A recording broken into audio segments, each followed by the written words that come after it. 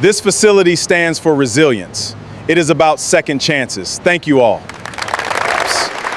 This is our shared future.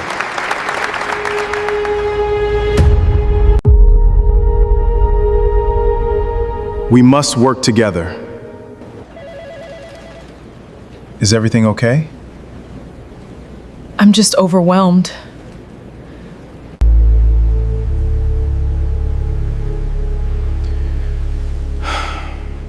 I understand how you feel. I never meant to hurt you. I am so sorry. I would do anything to make it right. I never meant to let things get this far. I made a terrible mistake. But please, you cannot give up on me now. The day my wife handed me divorce papers, I was still wearing my work boots. I think it's time for us to move on. They smelled like a landfill because they were fresh from one. She wouldn't even let me sit down on our own couch.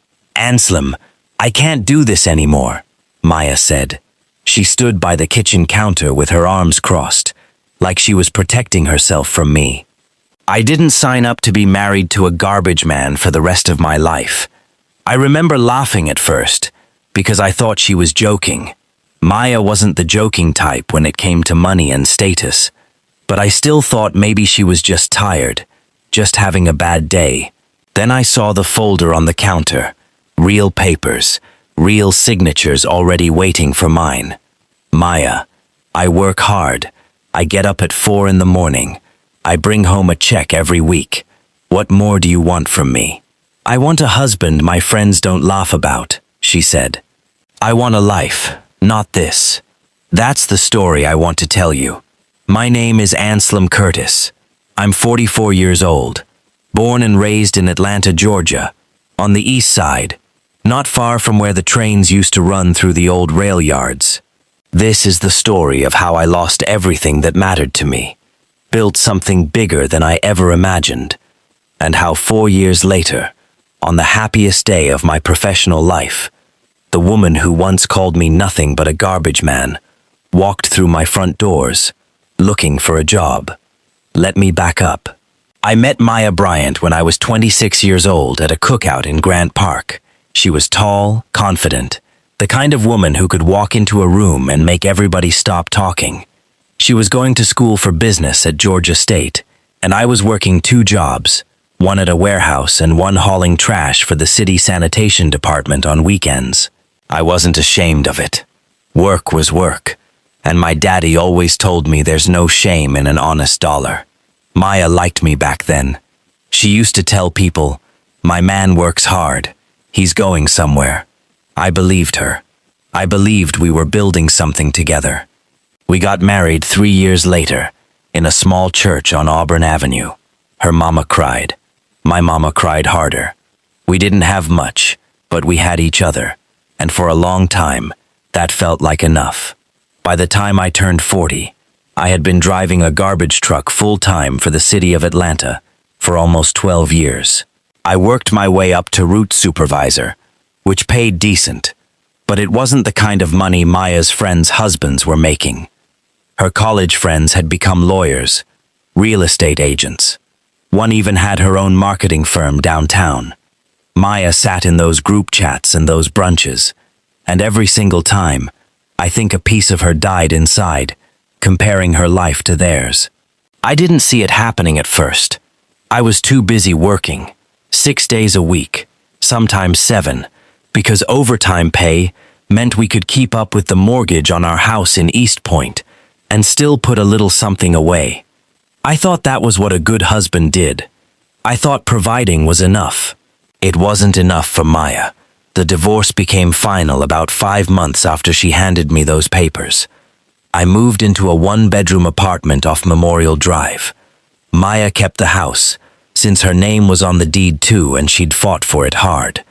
I didn't fight back much. I was too tired, too embarrassed, too broken to fight for anything anymore. My mama used to say, "Anselm, some people can't love you at your lowest, but that don't mean you stay low forever." I held on to that. The first few weeks after the divorce, I barely left my apartment except for work. I'd come home, sit on a mattress on the floor, because I hadn't bought a bed frame yet, and just stare at the ceiling. I kept replaying every conversation Maya and I ever had, trying to figure out where I went wrong. But here's the thing about hitting rock bottom. Once you're down there, you got nothing left to lose. And that does something to a man. It either breaks him for good, or it lights a fire under him that nothing can put out. For me, it lit a fire. I remember the exact day things started to shift. I was on my route, early morning, maybe 5:30, picking up commercial dumpsters behind a shopping plaza in Buckhead. There was an older man named Mr. Otis Freeman, who owned a small waste hauling company, maybe 6 trucks total. He used to see me out there working, always on time, always thorough, never complaining. One morning, he pulled up next to my city truck in his own vehicle and rolled down his window. "You Curtis, right? Route supervisor." "Yes, sir. You ever think about running your own operation?" I laughed. "Mr. Freeman, I'm just trying to keep the lights on." He looked at me for a long moment, like he was studying something. "Son, this industry is about to change. Recycling, sorting, commercial contracts, construction debris. Cities are looking for private companies who can do it smarter and cheaper than the government trucks. There's real money in this business if you know what you're doing. And you clearly know what you're doing." I didn't think much of it at the time. I was still numb from the divorce, still trying to survive month to month. But Mr. Freeman kept talking to me every time our routes crossed. He started explaining things to me. Permits, contracts, sorting facilities, how much money commercial recycling contracts could bring in if you did the work right and built relationships with the right people. Something in me woke up. I started reading everything I could get my hands on about the waste management industry. I'd go to the library on my off days, since I didn't have internet at my apartment yet, and I'd research state contracts, environmental regulations, sorting technology. I found out that Atlanta and the whole metro area was growing fast. New construction everywhere, new businesses, and all of that meant more trash, more recycling, more demand for companies who could handle it efficiently. I had almost nothing saved, maybe $4,000 to my name after the divorce settlement. But I had something else. I had 12 years of knowledge about how this business actually worked, from the ground up. I knew the routes. I knew the timing. I knew which businesses were unhappy with their current haulers. I knew things that people with fancy business degrees didn't know, because I had lived it with my own 2 hands. I bought my first truck, a beat-up used dump truck, for $3,000. It barely ran. I fixed it myself on weekends, watching videos, calling my cousin Darnell who used to work on cars. I registered my company, Curtis Waste Solutions, out of a shoebox office that was really just a corner of my apartment. My first client was a small barbershop in East Atlanta, whose owner, a man named Reggie, was tired of his current hauler missing pickups. I told him I'd charge him less than he was currently paying and never miss a day. He gave me a shot. I didn't miss a single pickup for 2 years straight. Word spreads fast in Atlanta, especially among black business owners who take care of each other. Reggie told his barber friend. That friend told a restaurant owner. That restaurant owner told a property manager who oversaw 6 apartment complexes. Within 18 months, I had 4 trucks and 3 employees, all men I trusted, all men who understood what it meant to work hard for something real. The turning point came when the city put out a request for proposals for a new commercial recycling and sorting contract in a growing part of Southwest Atlanta. Big companies were bidding on it, companies with hundreds of trucks and corporate offices downtown. Everybody told me I was wasting my time, even applying. But I had something those big companies didn't have. I understood the neighborhoods. I understood the small business owners who made up the backbone of that district. I built my proposal around community trust, local hiring, and a promise that Curtis Waste Solutions would create real jobs for people from the neighborhood, not just haul their trash away. I won that contract. That contract changed everything. It gave me the capital to build my first real sorting facility, a modest one at first, out near the industrial corridor by the airport. From there, things moved faster than I ever could have imagined. More contracts, more trucks, more employees. I brought Mr. Otis Freeman on as a consultant before he passed away 2 years later. May he rest in peace, because I never forgot that he was the one who planted the seed. By the time 4 years had passed since my divorce, Curtis Waste Solutions had grown into one of the largest privately owned waste management and recycling companies in the state of Georgia. We had contracts with the city, with major construction developers, with shopping centers and hospitals and school districts. Our valuation, according to the accountants and the bank that helped finance our expansion, had crossed $200 million. $200 million. Me, Anselm Curtis, the man who used to hide his work boots in the trunk of his car because he was ashamed of the smell. I want to be honest with you. Success didn't fix the hole in my chest from the divorce. Money never does that. There were nights, even with all that success, when I sat in my new house, a real house, paid for in cash, and I still thought about Maya, not because I wanted her back the way things were, but because some wounds just take a long time to heal, no matter how much you've built on top of them. My mama used to remind me, Anselm, don't build your whole life trying to prove something to somebody who already left. Build it because you deserve good things. I tried to live by that. I dated a little, nothing serious. I focused on my company, on my employees, on giving back to the neighborhoods that believed in me when I had nothing. We started a program where we hired formerly incarcerated men and gave them real training and real careers in the waste management industry. We partnered with 2 local high schools to teach kids about environmental science and green technology. I wanted my company to mean something beyond just profit. We were finally ready to open our biggest project yet, a state-of-the-art garbage sorting and recycling facility in Southwest Atlanta, the largest of its kind in the Southeast. It used new sorting technology and robotics, and created over 300 new jobs for the local community. The grand opening was supposed to be the biggest day in my company's history. Local news stations were coming. The mayor's office sent representatives. It was everything I had worked 4 years to build toward. I hired a whole new administrative team for the facility in the weeks leading up to the opening. My human resources director, a sharp young woman named Denise, handled most of the hiring since I was busy managing the final construction details and press coordination. I trusted her completely. I didn't review every single resume that came through. I was a CEO now, not a route supervisor anymore, and I had learned to delegate. The morning of the grand opening, I stood in front of the new facility, wearing a suit that cost more than my old garbage truck. Cameras were set up, a ribbon stretched across the entrance, red and gold, the colors of my company logo. Employees lined up behind me, proud, excited, dressed in their new uniforms. I gave a short speech about how far we had come, about second chances, about how sometimes the thing people look down on you for becomes the very thing that lifts you up. The crowd clapped.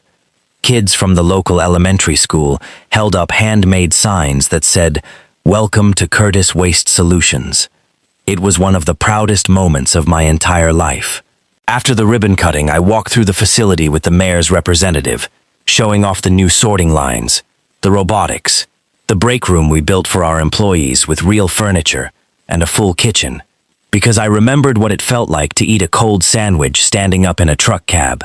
I wanted my people to feel respected. That's when Denise approached me with a clipboard, introducing the new administrative staff who would be starting that week in the customer relations and billing department. "Mr. Curtis, I'd like you to meet the new team," she said. I turned around, smiling, ready to shake hands. And there she was, Maya. For a moment, neither of us said anything. She stood there in a navy blue blazer, her hair different than I remembered, a little shorter, a few strands of gray she hadn't had 4 years ago. Her eyes went wide, then confused, then something that looked like fear. "Anselm," she whispered. Denise looked between us, confused. "You two know each other?" I didn't answer right away. I was too busy watching the realization spread across Maya's face, like a slow sunrise. This was my company.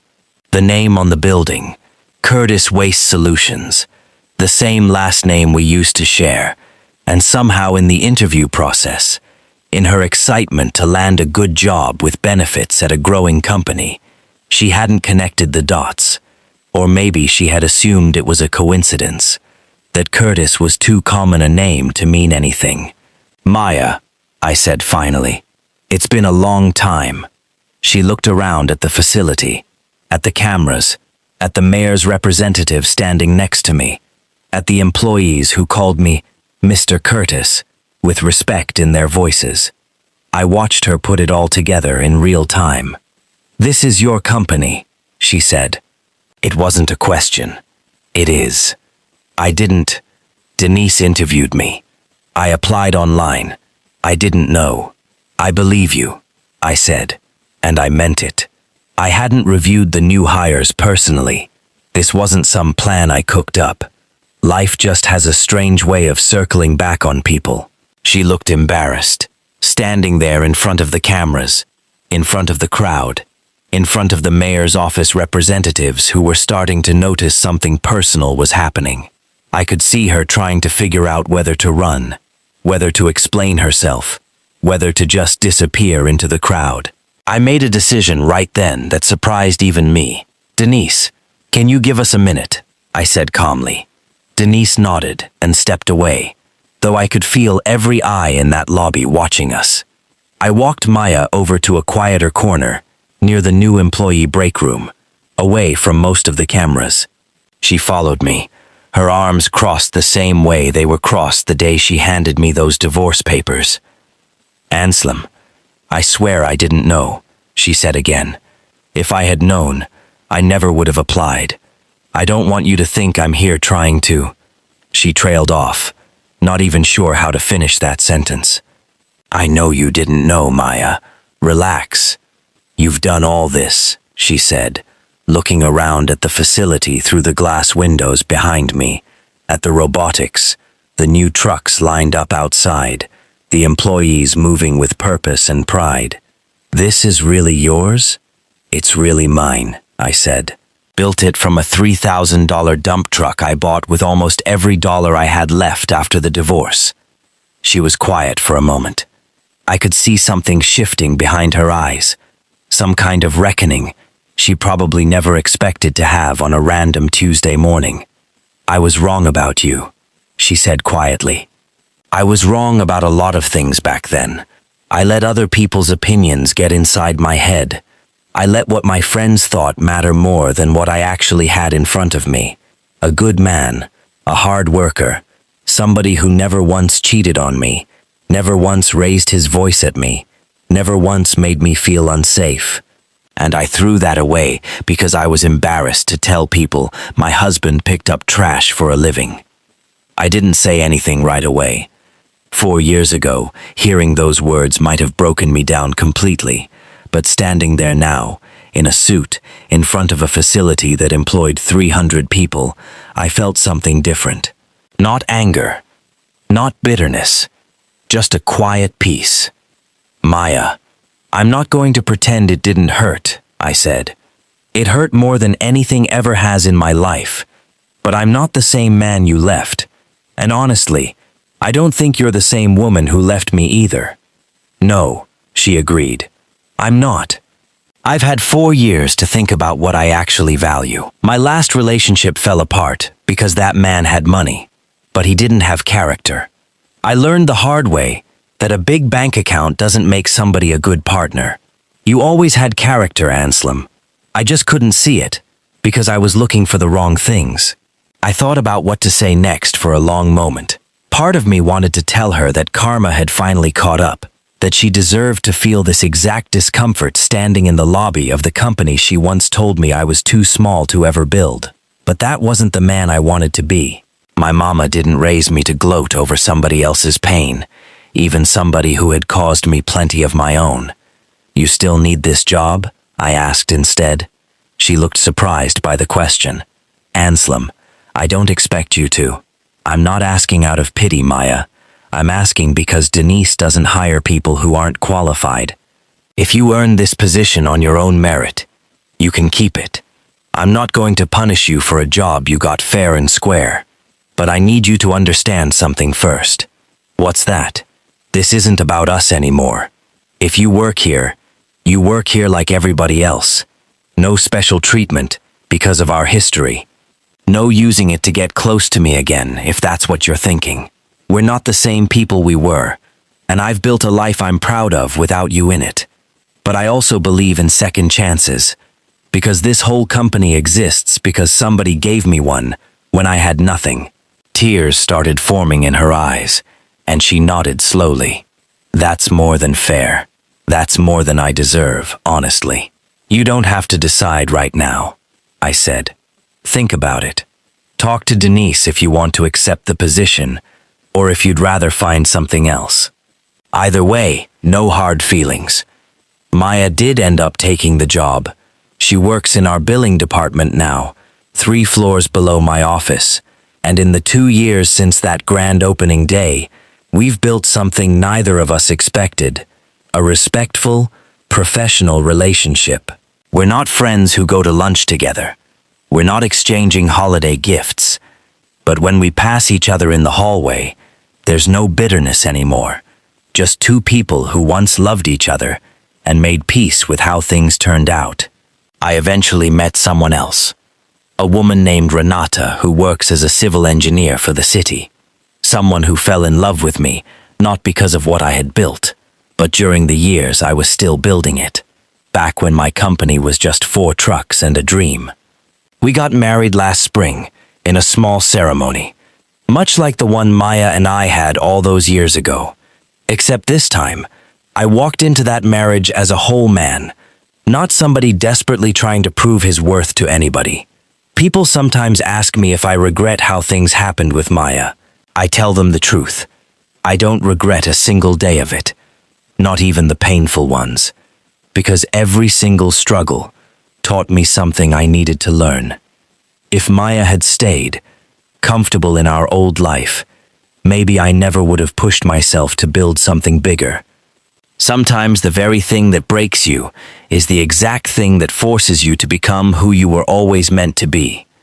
My daddy used to tell me something when I was a young boy, growing up in Atlanta, watching him work double shifts just to keep food on our table.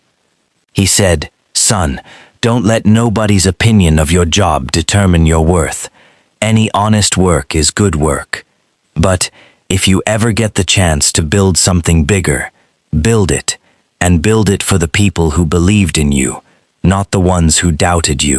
I think about that every single morning when I drive past our sorting facility, watching 300 employees walk through those doors, men and women who now have health care, retirement plans, and futures they couldn't have imagined a few years ago. Some of them remind me of myself, back when I was just a garbage collector, with a dream nobody believed in but me.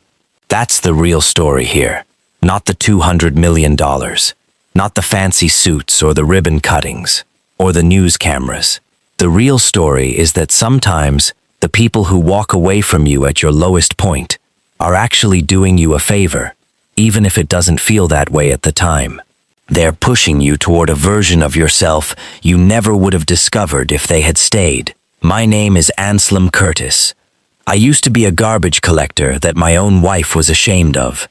Now I run a company worth hundreds of millions of dollars, built entirely from the ground up, 1 truck, 1 contract, and 1 hard day of work at a time. And if there's one thing I want anybody reading this to understand, it's simple. Never let somebody else's shame about your journey stop you from finishing it. Sometimes the very thing people look down on is exactly what's going to lift you up higher than you ever imagined.